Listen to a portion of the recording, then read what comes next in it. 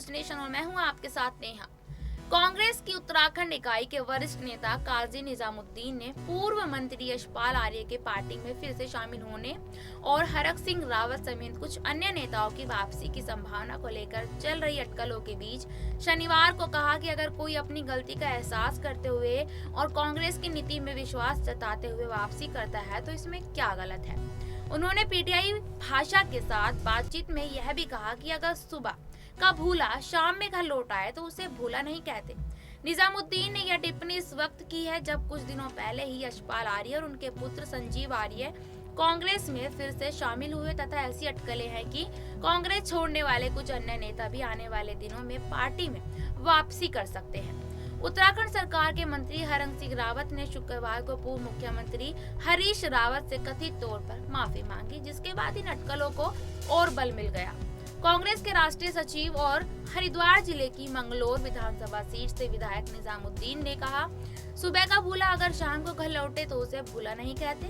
अगर कोई पार्टी की नीति में विश्वास करते हुए और अपनी गलती का एहसास करते हुए आए तो इसमें क्या ही गलत है। हरक सिंह रावत से जुड़े सवाल पर उन्होंने यह भी कहा, मैं किसी व्यक्ति के बारे में कोई बात नहीं करूंगा। अगर कोई अपनी गलती को मानता है और पार्टी नेतृत्व उसे वापस लेने का निर्णय करता है, उसमें कुछ गलत नहीं लगता।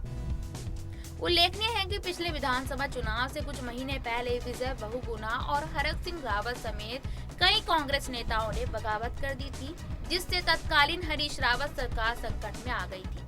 फिर विधानसभा चुनाव में कांग्रेस को करारी शिकस्त का सामना करना पड़ा। उत्तराखंड में कांग्रेस की ओर से मुख्यमंत्री के चेहरे पर निजामुद्दीन ने कहा, क्षेत्रीय पार्टियों के मुखिया ही मुख्यमंत्री बनने की सोचते हैं। अगर इनको छोड़ दे तो फिर कौन सा राष्ट्रीय पार्टी चेहरा घोषित करती है।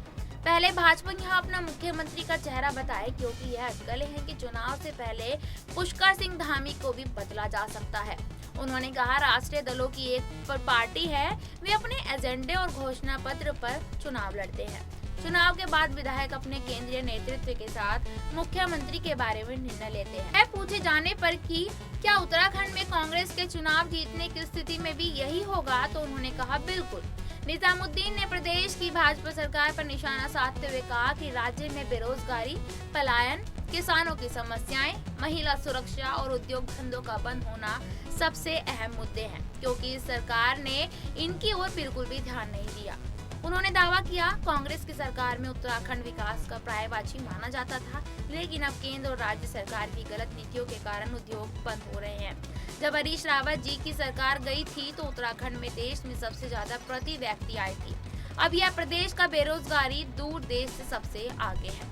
विधानसभा की लोक लेखा समिति के प्रमुख ने भाजपा पर निशाना साधते हुए कहा, पहले के मुख्यमंत्री के समय सरकार की ओर से वित्तीय कुप्रबंधन देखने को मिला था। उन्होंने कोरोना की पहली लहर के दौरान भी कुप्रबंधन किया। दूसरे मुख्यमंत्री के समय दूसरी लहर में भारी कुप्रबंधन हुआ, जिससे सैकड़ों लोगों की मौतें हुई। मौजूदा मुख्यमंत्री के समय राज्य के हालात बद से बदतर हो चुके हैं। आपको हमारी रिपोर्ट कैसी लगी, हमें कमेंट बॉक्स में जरूर बताइएगा और ऐसी ही खबरों के लिए बने रहिएगा नेक्स्ट 9 न्यूज नेशन के साथ। धन्यवाद।